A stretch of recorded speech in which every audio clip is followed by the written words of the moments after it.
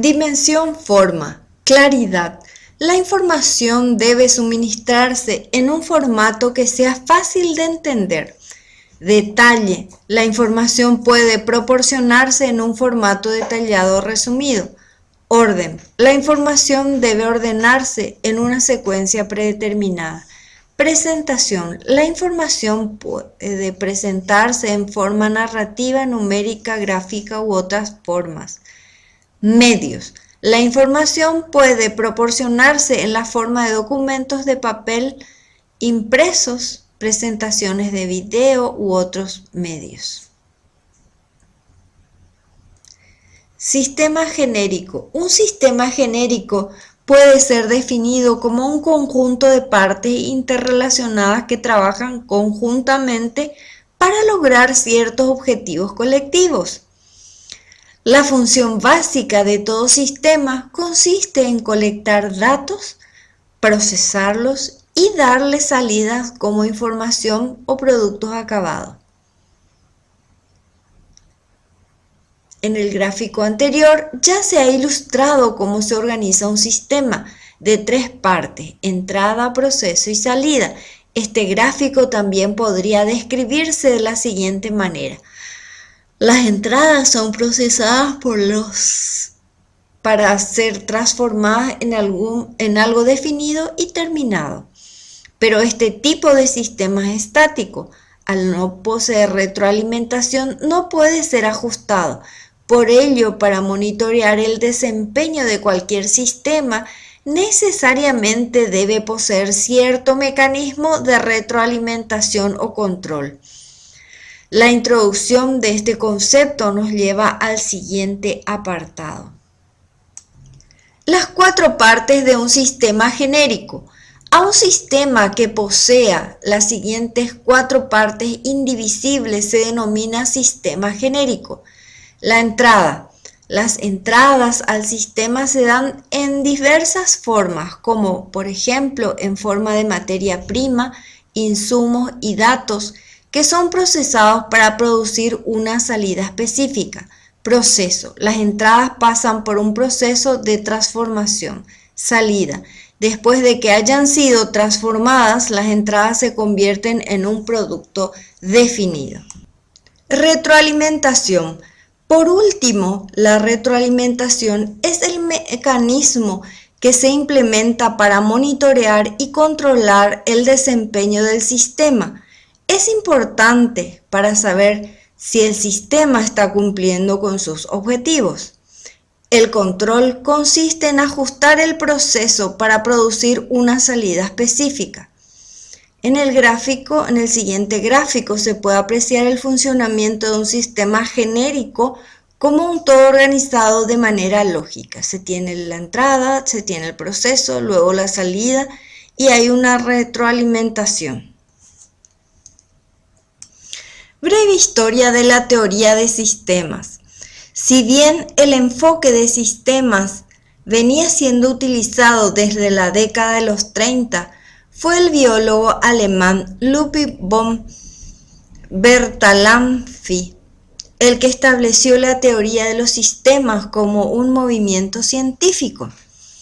Gracias a sus estudios de biología, von Bertalanffy quedó convencido de que los organismos vivos debían ser estudiados como un todo, en el sentido de que todo es mayor a la suma de sus partes.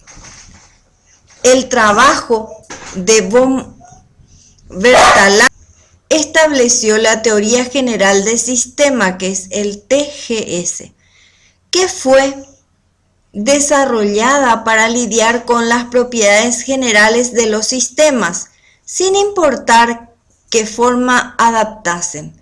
En la década de los 60, algunos estudiosos de la teoría organizacional relacionan la teoría de los sistemas como la forma como las organizaciones se relacionan con sus entornos para lograr sus objetivos. Posteriormente a estos desarrollos, la teoría general de sistemas se aplica a todos los tipos de sistemas vivos, desde bacterias y virus hasta a complejas organizaciones humanas como las empresas. Los tipos de sistemas, dependiendo de las circunstancias, los sistemas pueden ser abiertos o cerrados. Los sistemas abiertos, todas las organizaciones modernas son sistemas abiertos, porque además de interactuar con su entorno, son extremadamente complejas. En otras palabras, reciben estímulos del ambiente en el cual se desarrollan y se adaptan a las circunstancias cambiantes del mismo. Típicamente en un sistema abierto, como una empresa comercial, los cambios sobrevienen como consecuencia de las reacciones tomadas, por ejemplo, por el gobierno, sus proveedores y clientes. También podríamos decir que estos tipos de sistemas son permeables, en el sentido de que tienen un intercambio permanente en sus entornos, a través de numerosas entradas y salidas. Los sistemas cerrados. En contraposición, los sistemas cerrados prácticamente tienen muy pocos intercambios o no los tiene con sus entornos. En este sentido, los mecanismos o deterministas, porque sus entradas y salidas son muy previsibles. ¿Cómo se comportan los sistemas? El comportamiento de los sistemas puede ser descrito de las siguientes maneras. Holismo. El concepto de que todo es más que la suma de sus partes se denomina holismo. Esto implica que primero se debe describir el sistema como un todo y posteriormente sus partes interrelacionadas. Entropía. Es la cantidad de desorden que se presenta en cualquier sistema. También puede ser definida como el proceso por el cual el sistema tiende a deteriorarse o desintegrarse a consecuencia de la pérdida de energía, cuando sus partes no están adecuadamente interrelacionadas. Equifinalidad. La teoría de sistemas no asume que exista una sola manera para lograr ciertos objetivos. La definición de equifinalidad nos dice que pueden existir numerosas configuraciones en la estructura de un sistema para que logre sus objetivos. Entonces, en este caso tenemos el entorno, la comunidad, los clientes, los sindicatos, las entidades financieras, los accionistas, los competidores tienen una entrada, un proceso, una salida y una retroalimentación. Los objetivos básicos de un sistema de información gerencial. Si bien los objetivos de un sistema de información gerencial pueden ser innumerables, consideramos los siguientes 4 objetivos. Apoyar la ventaja competitiva, apoyar la toma de decisiones gerenciales, apoyar el control gerencial, apoyar la automatización de las operaciones empresariales rutinarias.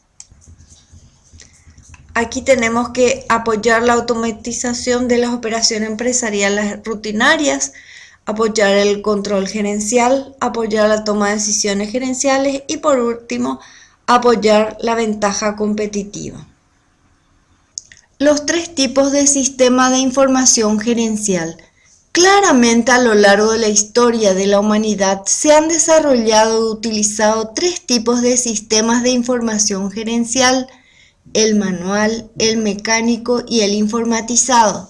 Inclusive aún hoy en nuestro país, si bien cada vez son menos, existen organizaciones y profesionales que utilizan tanto sistemas de información manuales como mecánicos. La tendencia es que día a día sean reemplazados por los sistemas de información informatizados. El sistema de información manual. Este tipo de sistemas de información se caracteriza por el uso intensivo del papel para el ingreso de datos y la diseminación salida de información, encargándose la mente humana del procesamiento. Antes de la invención de las máquinas de escribir o sumar, el uso de este tipo de sistemas de información era muy frecuente en las organizaciones, pero no por esta razón debemos pensar que ya no son más utilizados. Al contrario, cada día nos encontramos con este tipo de sistemas de información. Por ejemplo, cuando se efectúan operaciones comerciales y las facturas son confeccionadas en forma manual para luego ser procesadas. A los efectos de la liquidación del impuesto corresponde o el balance respectivo. Asimismo, en la mayoría de las filiales del registro civil, varios de los procesos siguen siendo totalmente manual, así como los del juzgado de paz, incluso en la capital del país. En todos estos casos y en muchos casos más, estamos en presencia de sistemas de información manual.